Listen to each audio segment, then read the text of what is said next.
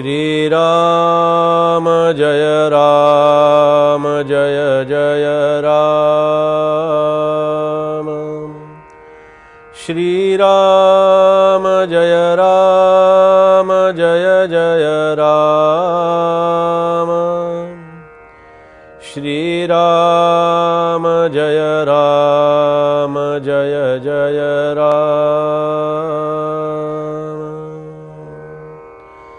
श्रीराम समर्थ श्रीराम की हे पुरुषार्थाचे वैभव, की हे जगदेश्वराचे महत्व। नाना लाघवे सत्कीर्तिस्तव निर्माण कवी श्रीराम। समर्थांच्या श्रीमद ग्रंथराज दासबोधातील कवेश्वर स्तवन या समासाचं चिंतन आपलं सुरू आहे। कवी हा शब्दसृष्टीचा ईश्वर म्हणून आपण त्याच्याकडे पाहत असतो। कवीची प्रतिभा आणि कवीची प्रतिभा शक्ती जी आहे ना, ही कवीची प्रतिभा शक्ती एक सुंदर अशा प्रकारचा एक दैवी विलास ज्याला म्हणता येईल, की ज्याच्यामध्ये देववाणी आहे। दोन असतात प्रकार, एक की मनुष्यवाणी आणि एक देववाणी। आपण सर्वसामान्य माणसं जेव्हा बोलतो, जेव्हा काही सांगतो, जेव्हा काही एखादं वाचन करतो किंवा जे काही करतो ते आपण आपल्या वाणीनं करत असतो, आपल्या पद्धतीनं आपण करत असतो। पण कवीची काव्य प्रतिभा जी आहे ना, ही कवीची काव्य प्रतिभा ही त्या ईश्वराच्या कृपेचा आविष्कार असते। आणि ही कवीश्वर स्तवनामध्ये समर्थांना हे प्रामुख्यानं मांडायचं आहे की हे कवी कशा प्रकारानं आपलं कार्य किंवा आपली प्रतिभा ही कशा प्रकारानं जतन करत असतील। म्हणून आपण नेहमी एक अशा प्रकारचा श्रोता समोर ठेवलेला आहे समर्थांनी, की जो लहान मुलांच्यासाठी आहे, तरुणांसाठी आहे, प्रौढांसाठीही आहे, अशा सर्व प्रकारच्या श्रोत्यांसाठी समर्थांचं हे चिंतन आहे। पहा, जेव्हा हे मुलांना ऐकायचं आहे किंवा विद्यार्थ्यांना आता सुट्टीच्या कालावधीमध्ये हे चिंतन ऐकायचं आहे, त्यांना त्याच्यामध्ये गोडी वाटते, त्यांना ऐकण्याची इच्छा आहे, तर त्यांनी ऐकत असताना त्यांच्या हे लक्षात यावं की प्रत्येक विद्यार्थ्यामध्ये, प्रत्येक मुलामध्ये, प्रत्येक मनुष्य प्राण्यामध्ये ही कवी नावाची शक्ती लपलेली असते। पहा, आता कवी कुठलं तरी काव्य पाठांतर करणं, वाचन करणं, ओढून ताणून काहीतरी काव्य करणं, त्याला कविता असं म्हणतात। या कविता करणारे असंख्य लोक आहेत। वेगवेगळ्या प्रकारच्या कविता अगदी आपल्याला नेहमी वाचायला मिळतात, वेगवेगळ्या अंकामध्ये, वेगवेगळ्या ठिकाणी। पण ही कविता जी आहे ना, ही कविता ही अभ्यासानं, वाचनानं, चिंतनानं एक तयार केलेली असते। पण कवी हा जो आहे, हा कवीचा काव्यप्रकार खूप विलक्षण आहे। म्हणून मुलांसाठी मला मुद्दाम सांगावं असं वाटतं की या समासाचं चिंतन किंवा या समर्थ विचारांचं चिंतन आपण कसं कराल, आपण कसं करावं। कारण ही मुलं जी आहेत, या मुलांना वाचनाची आवड लागली पाहिजे, या मुलांना कुठेतरी लिखाणाची, लिहिण्याची आवड लागली पाहिजे, कुठेतरी चांगल्या गोष्टी ऐकण्याची त्यांना सवय लागली पाहिजे। लहान मुलं ही त्या फुलाप्रमाणे असतात। पहा, फुलाचं जसं जतन करावं, फुलं जशी जपावीत तशी ही लहान मुलांची मनं जपावीत।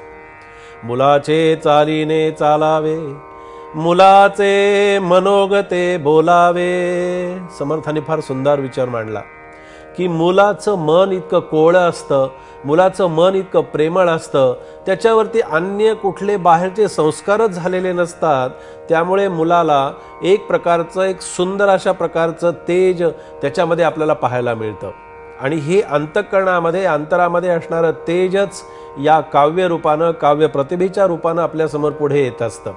पण यासाठी वाचनाची आवड असणं खूप अत्यंत महत्त्वाचं आहे। पहा, मुलांनी लक्षात ठेवावं की या सुट्टीच्या कालावधीमध्ये आपल्याला जेवढं म्हणून चांगलं वाचन करता येईल तेवढं वाचावं।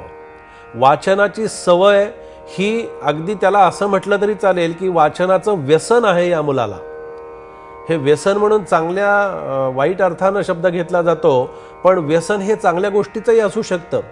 रोज देवाच्या मंदिरामध्ये जाण्याची सवय लागणं मंदिरात जाऊन काहीतरी स्तोत्र पठण करणं हे सुद्धा एक प्रकारचं व्यसनच आहे, पण ते चांगलं आहे. जे आपण करावं अशा प्रकारचं ते व्यसन आहे.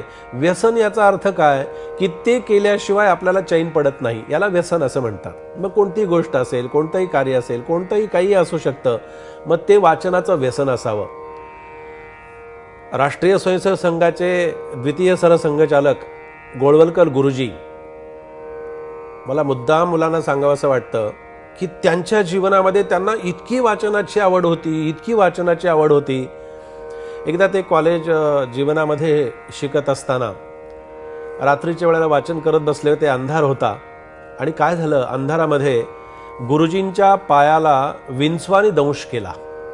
बघा बरं बाळांनो, कसं आहे की हे वाचनाचं व्यसन कसं लागलं, म्हणजे किती त्याच्यामध्ये माणूस रमून जातो पहा. वाचन करता करता काय झालं, गुरुजींच्या पायाला विंचवानी दंश केला. गुरुजी उठले, आतमध्ये गेले आणि काहीतरी औषध लावलं आणि पुन्हा येऊन वाचत बसले.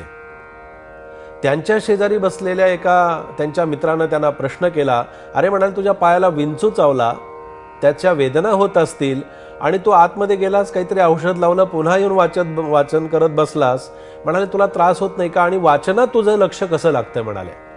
फार सुंदर प्रश्न विचारला. गुरुजींनी उत्तर जे दिलं ते मुलांनी लक्षात ठेवण्यासारखं आहे.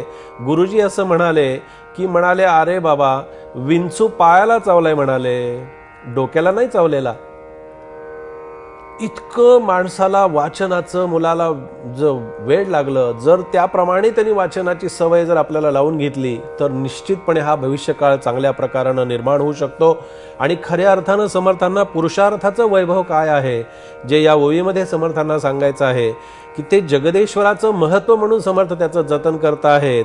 आणि नाना लाघवे सत्कीर्ती स्तव निर्माण कवी, कवींची रचना, कवींची व्यवस्था ही यासाठी केलेली आहे की ज्या कवीच्या काव्यप्रतिभेतून सर्वांनाही त्याच्यातून आनंद घेता यावा. कारण कवी हा मनुष्य प्राण्यामध्ये जरी आपल्याला दिसत असला, माणसासारखा जरी दिसत असला ना, तरी कवीमध्ये काव्यप्रतिभा जी आहे ही काव्यप्रतिभा ही ईश्वराच्या रूपामध्ये कार्य करत असते, परमेश्वराच्या रूपामध्ये कार्य करत असते, सद्गुरूंच्या रूपामध्ये कार्य करत असते. आणि असं सद्गुरूंचं कार्य, असं ईश्वराचं कार्य की जी काव्यप्रतिभा ज्याच्या अंतकरणातून निर्माण होते, अशा प्रकारच्या कवेश्वर स्तवनाचं चिंतन समर्थ कृपेनं आज आपण इथे केलेलं आहे. जय जय रघुवीर समर्थ.